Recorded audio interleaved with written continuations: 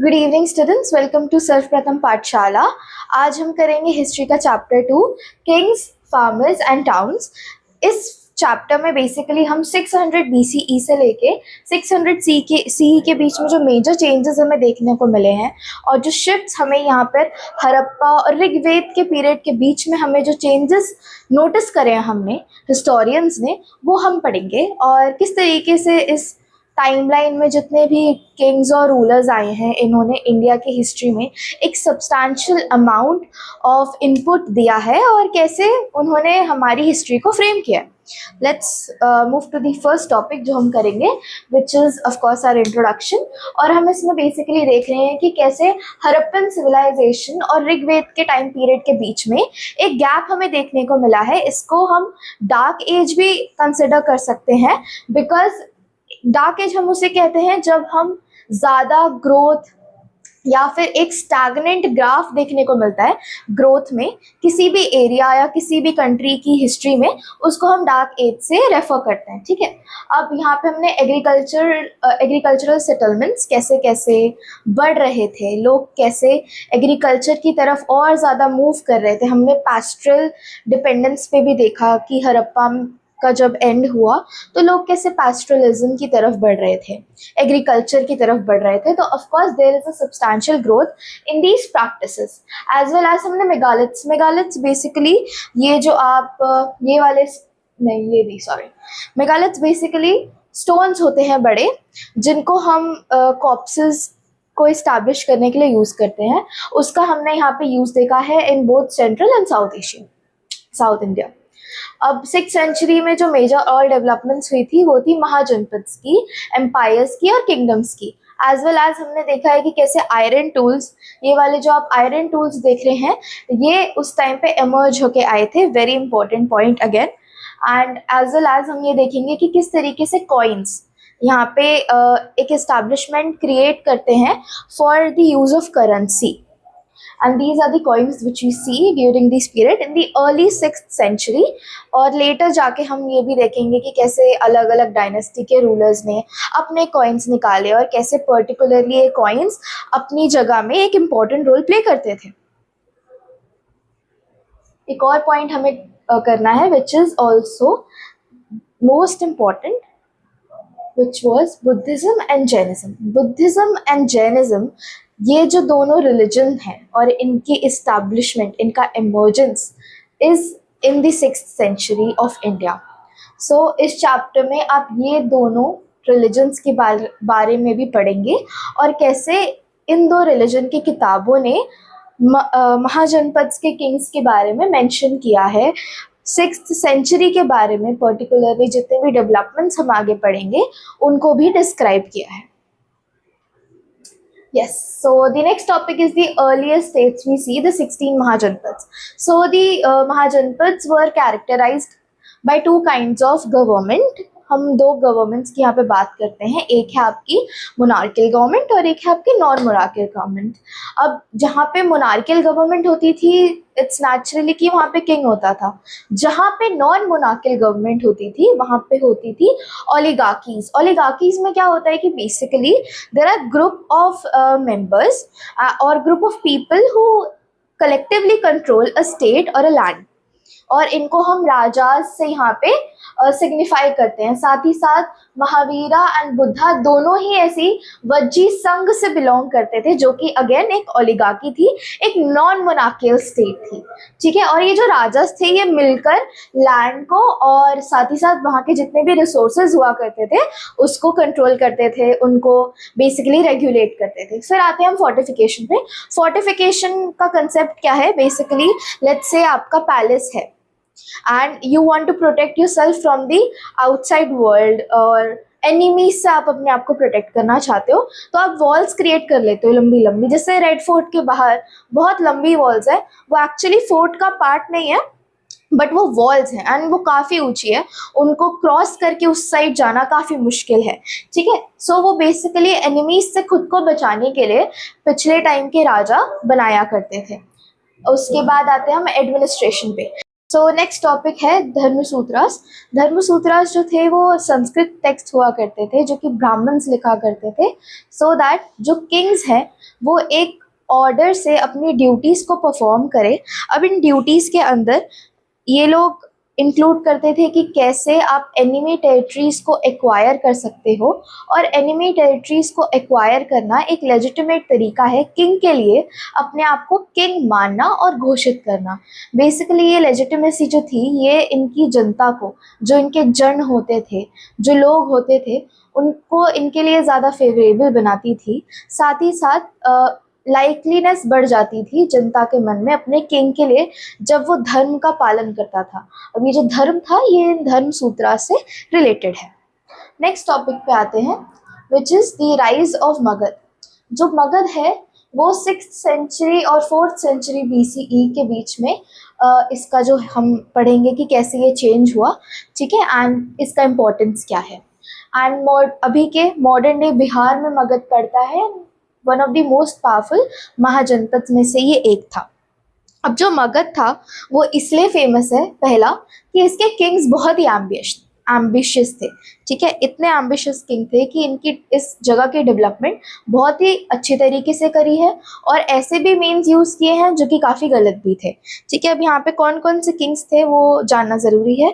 बिम्बिसार था, अजातशत्रु था, महापद्मानंदा था, और ये फेयर तरीके से और फाउल तरीके से अपने किंगडम्स को एनलार्ज करने के लिए सारी टेक्निक्स यूज़ करते थे।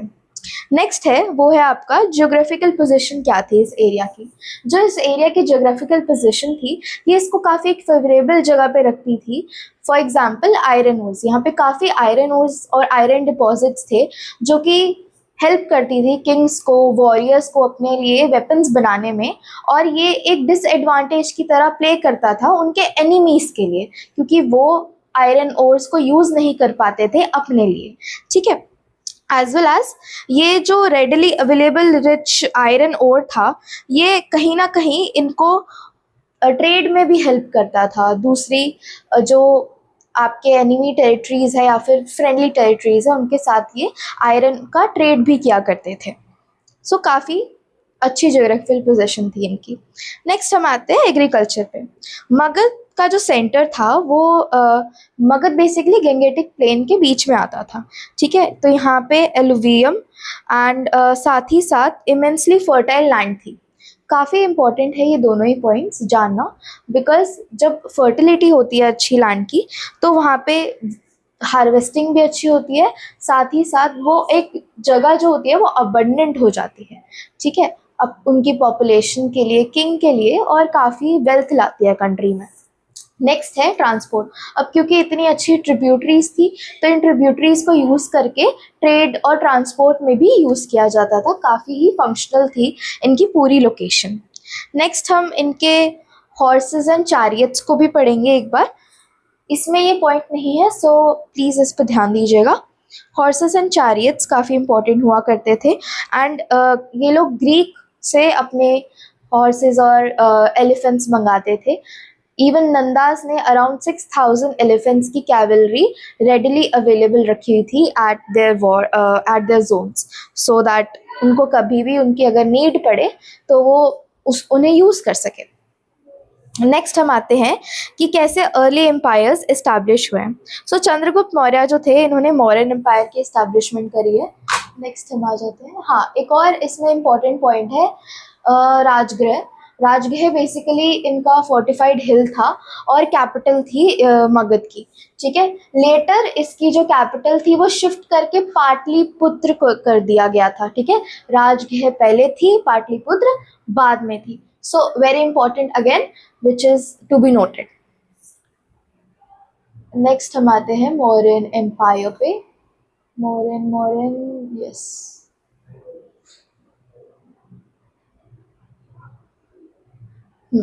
सो जो मगध की ग्रोथ थी वो मौर्यन एम्पायर की वजह से ही कहीं ना कहीं हुई है। और चंद्रगुप्त मौर्य जो थे उन्होंने अपना कंट्रोल अफगानिस्तान से उड़ीसा ठीक है, अफगानिस्तान बलूचिस्तान से लेके उड़ीसा तक इनका एम्पायर एक्सटेंडेड था। साथ ही साथ हम ये भी पढ़ेंगे कि कैसे मौर्यन सोर्सेज ने हमें हेल्प किया है to know more about the Mauryan culture and their establishment, their political structure and their economical structure. हम पहले तो आ जाते हैं अर्थशास्त्र पे। अर्थशास्त्र जो थी वो कौटिल्य ने लिखी थी। कौटिल्य को चाणक्य नाम से भी बुलाया जाता है, और इस किताब में उन्होंने मौर्यन एम्पायर की political, economic and social framework कैसे वर्क करती है उन सारी चीज़ों के बारे में बताया हुआ था, अच्छे से डिस्क्राइब किया हुआ था।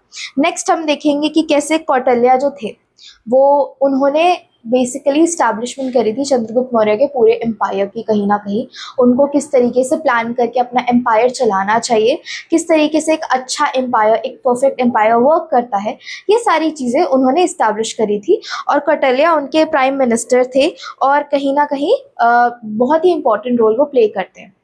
नेक्स्ट हम आ जाते हैं इंडिका। इंडिका मेगाथेनीस ने लिखी थी, और मेगाथेनीस जो थे वो सेलिसियस निकेटर के एम्बेसडर थे। ठीक है, ये बेसिकली ग्रीक किंग था जो बेसिकली इंडिया में नहीं आ पा रहा था, so that he sent an ambassador who was Megasthenes. Megasthenes ने अपनी किताब में मौर्यन एम्पायर के बारे में डिस्क्राइब किया है, साथ ही साथ 7 कास्ट सिस्टम के बारे में बताया। ये कास्ट सिस्टम जो हम रिलीजन या फिर जाति वाला कास्ट सिस्टम पढ़ते हैं उससे बिल्कुल भी रिलेटेड नहीं है। ये कास्ट सिस्टम सोसाइटी के कैसे अलग अलग जॉब्स हैं उन पर बेस्ड है ये caste system. It is completely different from what we traditionally learn. Okay, now also he also mention कि कैसे मौर्यन एम्पायर में स्लेवरी नहीं है, स्लेवरी नहीं है, absence of slavery he has noticed, as well as हमारे पास ये भी नोट करना हमें ज़रूरी है कि ये जो ओरिजिनल किताब है Indica, we do not have that, but we have the quotes written by other historians and authors जिन्होंने इंडिका को अपनी किताब में कोट किया है। सो हमारे पास ओरिजिनल नहीं है, but we have quotations from different historians and authors. Next हम आ जाते हैं बुद्धिस्ट लिटरेचर में। ठीक है, अब ये जो बुद्धिस्ट टेक्स्ट थे जैसे कि जटाकास, जो जटाका टेल्स आप पढ़ते हैं या फिर सुनी होगी आपने, ये बेसिकली अलग अलग फॉर्म्स ऑफ लाइफ है कि कैसे बुद्धा जी जो थे उन्होंने अलग फॉर्म्स ऑफ लाइफ में आके लाइफ को एक्सपीरियंस किया, लाइफ को जिया, और डिफरेंट ऑर्गेनिजम्स में इन्होंने अपनी लाइफ को एक्सपीरियंस किया, उसके बारे में ये किताब। और ये भी कहीं ना कहीं मौर्य के सोशल इकोनॉमिक स्ट्रक्चर के बारे में हमें एक्स्ट्रा इन्फॉर्मेशन देती है। साथ ही साथ जो बुद्धिस्ट क्रॉनिकल है, आपकी महावंसा है, उसके बाद दिव्य वंसा है, ये भी हमें अशोका के बारे में भी बताती है जो कि अनदर किंग थे मगध के। ठीक है, so also it also tells us about कैसे बुद्धिज्म स्प्रेड हुआ टूवर्ड्स श्रीलंका। ओके, नेक्स्ट आते हैं हम आर्कियोलॉजिकल सोर्सेज पे।